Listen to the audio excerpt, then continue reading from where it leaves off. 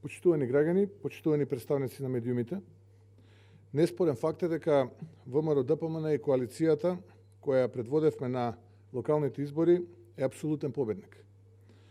Победивме во 42 општини плюс градот Скопје, ако се има предвид дека и во Маврово и Ростуше водевме, а таму не успеа изборите поради цензусот, тогаш се 43 општини плюс градот Скопје. Разликата на советничките листи во првиот круг од изборите, споредено со СДСМ, е повеќе од 55.000 гласови. Доколку се земат првиот и вториот круг, во предвид разликите со кои ВМРО-ДПМН победи, тогаш доаѓаме до 110.000 гласови разлика. Надежта за нова иднина е родена и тоа нам ни дава енергија да продолжиме со промените позади кои застанаа огромно мнозинство граѓани.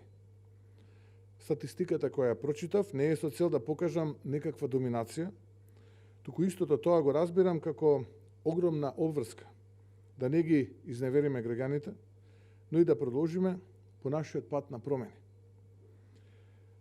Освен што е наша обврска, тоа е и јасна порака до сите нас, до целокупното општество, за новата реалност која што се случува. А таа е дека владата е целосно делегитимирана. Низините политики го немаат повеќе кредибилитетот помеѓу народот. Меѓу другото, скептиците кои нема да се согласат со овој факт, ги демантираат бројките кои погоре ги споменав. Затоа што тоа е волјата на народот. Јасно дека Зоран Заев, дури да си поднесе оставка, министрите ќе продолжат да го представуваат неговиот корумпиран систем, кој на овие избори доживеа на два пати неуспех. Два пати беше поразен. Дури Зоран Заев да си оди, но владата достане. Венко Филипче и понатаму ќе биде неуспешен министер, кој што е рекордер по бројот на луѓе кои што ја изгубија битката со ковид пандемијата. Љупче Николовски и понатаму ќе биде нефункционален министер, а Македонија најкриминална и најкорумпирана држава во Европа.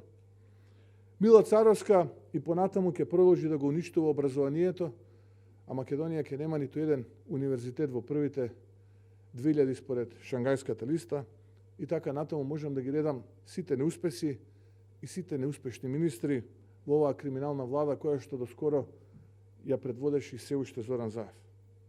На крајот, и самиот Зоран Заев ја стави во влог неговата кариера, а самите локални избори се доживеа како референдум за актуелната влада и народот жестоко ги казни. Се ставам на страната на народот и неговите интереси. Од тука прашањето, кое легитимно се поставува, е дали ќе има ново парламентарно мнозинство и без избори да се формира нова влада, или пак нови избори за влада со нов кредибилитет која ќе одговара на фактичката реалност.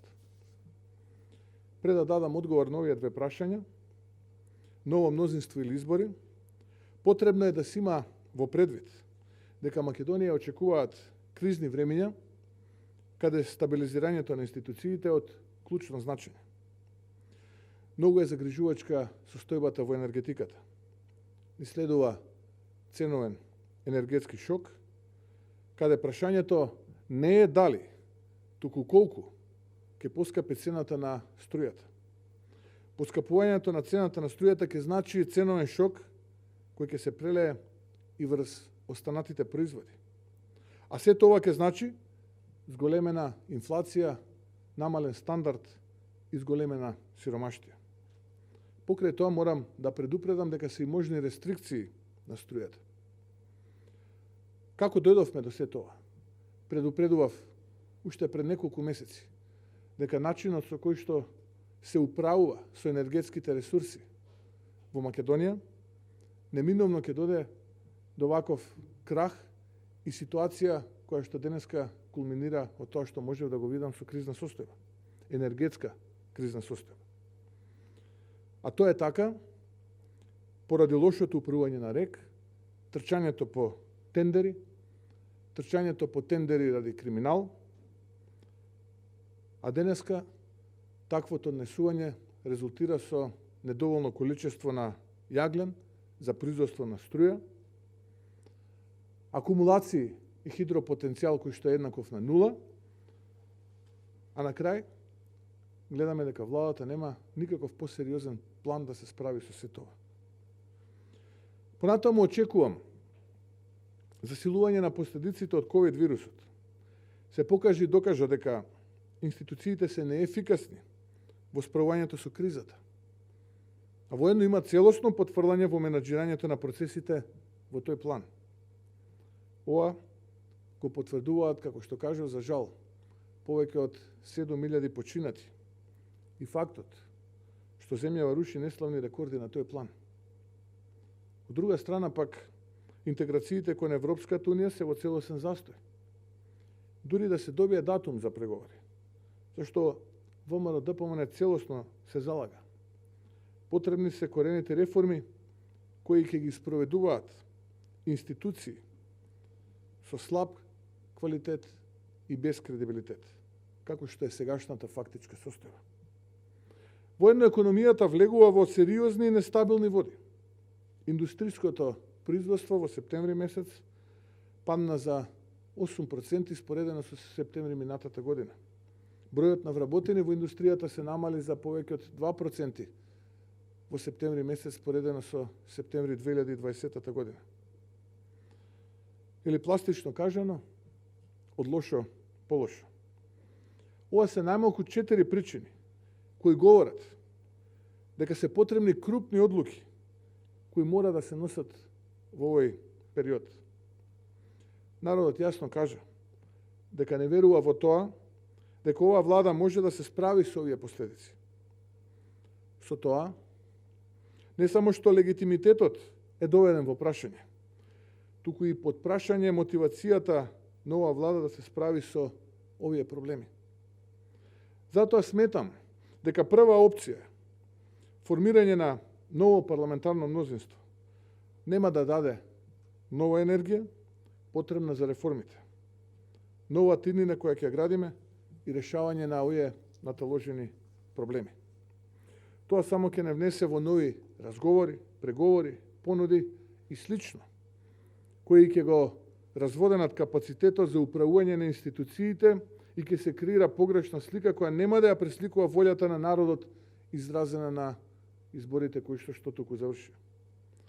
Затоа, почитувани сограѓани, во овој момент најдобро решение за Македонија е без одлагање брзи, предвремени парламентарни избори со почитување на уставните и законски рокови кои ќе обезбедат цврста и стабилна влада за решавање на актуелните проблеми и вадење на Македонија од кризата во која оваа корумпирана влада е втурна.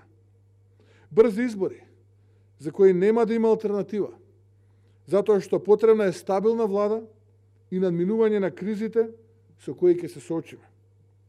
Изборите се светлото од крајот на тунелот и патот до промените кои само тогаш ќе бидат целосни. Брзите избори ќе треба да обезбедат влада која ќе спроведува политики, кои ќе решаваат проблеми и ќе донесат нова тиднина во која веруваме и за која се бориме. Воедно, нова влада треба да ги релаксира и односите во општеството, да се стави крај на поделбите и конфликтите, на омразата посејана, која што е во функција на заштита на криминалот, да се донесе правда и сигурност кај граѓаните, да зачекориме во подобри времења, иднина каква што секој еден граѓанин заслужува. Во име на народот, кој ни даде поддршка, а со цел успешно справување со кризните времења и заштита на интересите на народот, барам веднаш брзи предвремени парламентарни избори. Ајде на избори, заедно уште еднаш, да се избориме за еднината во која веруваме, за промените кои мора да бидат целосни. со чист образ за енергијата која е потребна за обнова на Македонија, во која веруваме. Заеднички се бориме, заеднички заедно со народот ќе успееме. Ви благодарам.